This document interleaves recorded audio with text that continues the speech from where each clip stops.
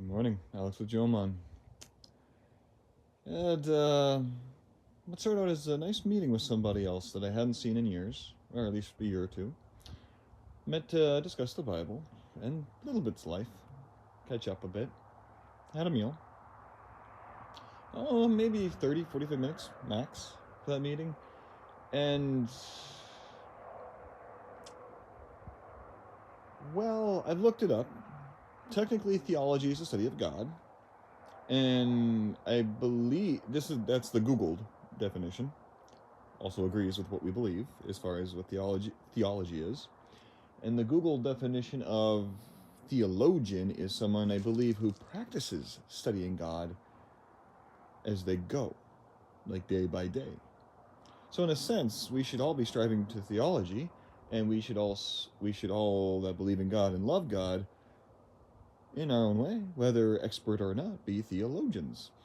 But this friend, he's going to a theology class. I might go to it myself just to see, listen, and hear, because it's the reason why I would never knock anybody from going to church.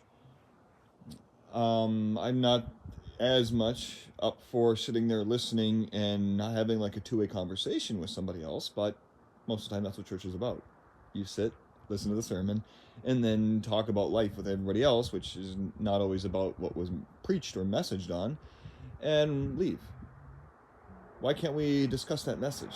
How did it, what's our life like in the past, and how would that have affected it? How can it be incorporated and practiced now, whether amongst you, your spouse, your kids, or extended family and friends in the community? So at the end, I was like, can I just ask a question? And this person was getting rather uppity. He was getting frustrated because apparently I was not contradicting him. I was not directly.